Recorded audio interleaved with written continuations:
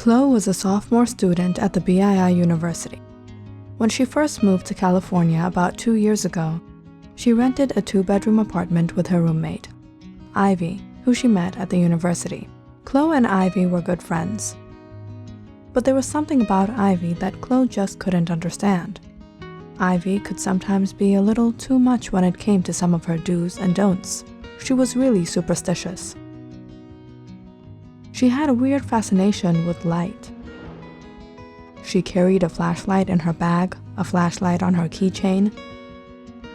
She made sure to stock up on nightlights just in case the 4 that were always on in the 4 corners of her room at night stopped working. She even had quite a few lamps, one on her wardrobe, one on the bedside table, and another on her desk. Chloe had guessed from the days she had been with Ivy that she had some sort of paranoia about the dark, which didn't seem too unusual at first. Yeah, kids were scared of the dark, so what? But Ivy wasn't a kid. She was going to be 21 soon. And this year, Chloe had the perfect surprise for her. She, along with some of her and Ivy's mutual friends, all decorated the apartment the night of her birthday. They bought her favorite cake and special brownies, and best of all, since Ivy never went to the theaters, one of the friends had arranged a projector to watch a movie on the big screen right at home. It would be the perfect night.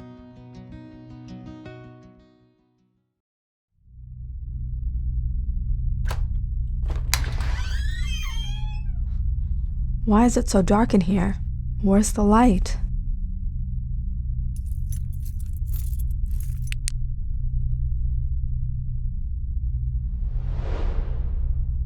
Boo!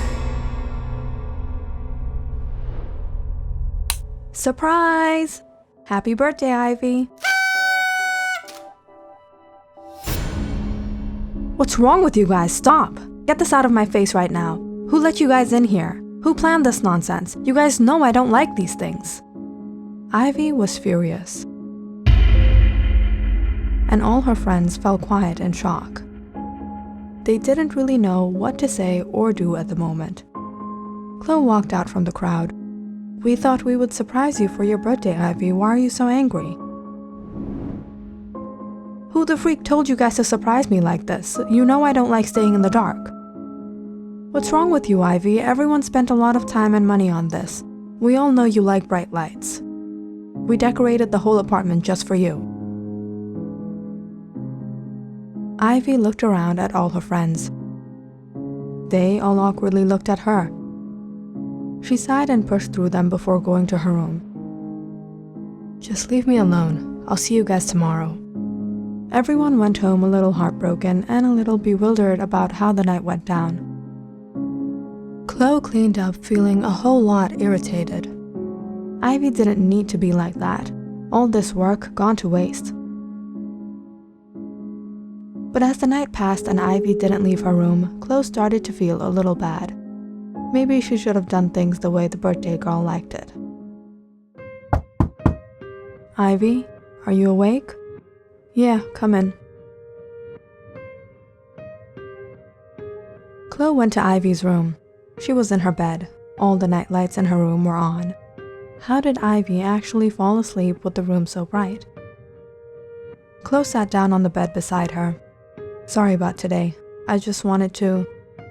It's okay, just don't ever do it again. But don't you think this is kind of crazy?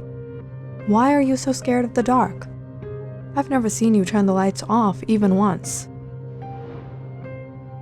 Leave it. You won't understand. Just don't ever turn them off. That's all you need to worry about.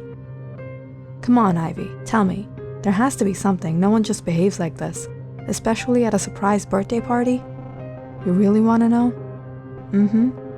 Well, it happened when I was 13 years old, back in Kansas, in my hometown. My parents and I went to one of my dad's friend's house, which was a little far out of the town I lived in. It was more cornfields and grassland there. It was located in the suburbs. My dad's friend had a son, Ron. He was about my age, and he was really funny. While our parents were busy gossiping and barbecuing out in the backyard, Ron and I got talking.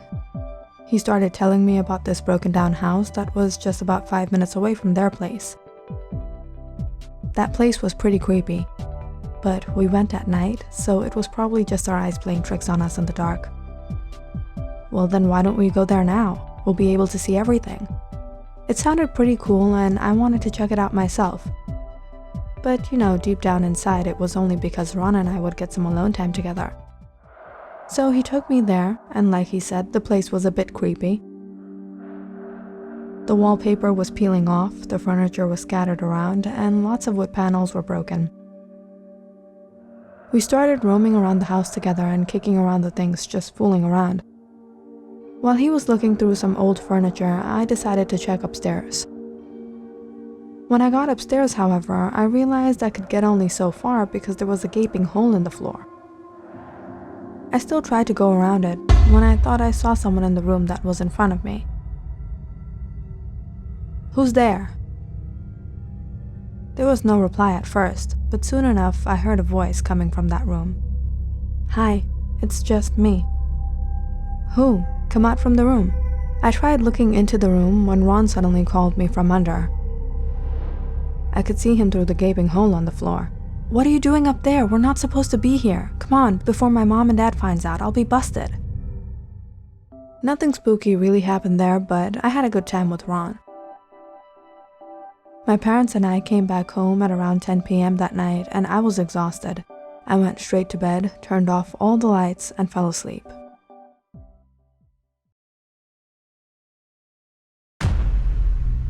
In the middle of the night, at around 12 or 1 a.m., a noise woke me up. "Mom, what are you doing here?" "Didn't you call me? That's why I came." "When did I call you? I was sleeping." "Sometime back. I heard you calling me." "No, Mom, maybe I was just talking in my sleep." I was talking to her when suddenly my door opened and my mother came inside looking at me. "Ivy, who were you talking with?" "Mom? You? How did you? Weren't you?" I looked back towards my window where I had seen that dark figure. Nothing was there. I told my mom, but she didn't believe me. She said I was dreaming. But I knew something was there. I spoke to it. I just don't know who or what it was. That experience really scared me that night, and it's since then that I hate staying in the dark.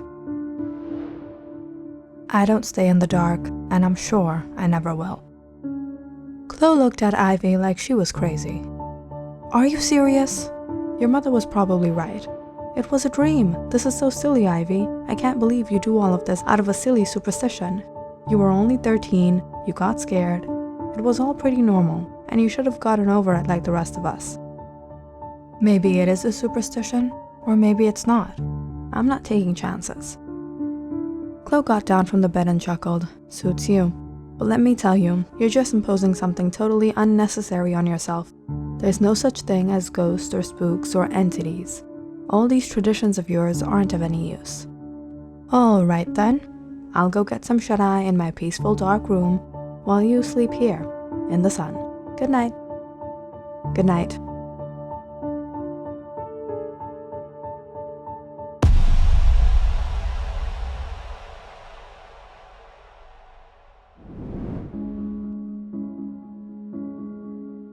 The first day of moving into the apartment together, Chloe didn't really realize all these superstitions of Ivy she would have to deal with. It was in the middle of the night that Chloe woke up to go to the bathroom. It was pitch dark in her room and out in the hallway. She bumped into the wall quite a few times before her eyes adjusted to the darkness. When she finally reached the bathroom in the hallway, she noticed Ivy was standing outside her room at the end of the hall. She was just standing still in front of her door. "Ivy? What happened? Why are you standing there in the dark?" "Hey, are you still sleeping? Did you wake up to go to the bathroom?" "No." "Then go inside." "I can't go inside. There's light." There is light? So what if there's light?"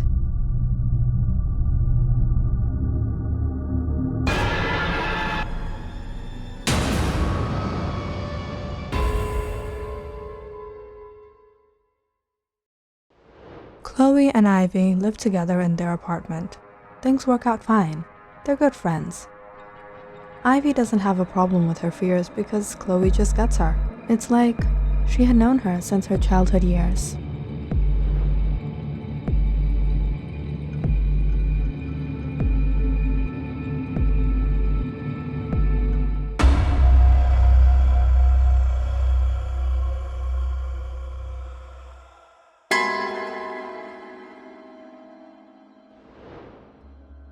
Click on the subscribe button and check out more awesome videos on our channel.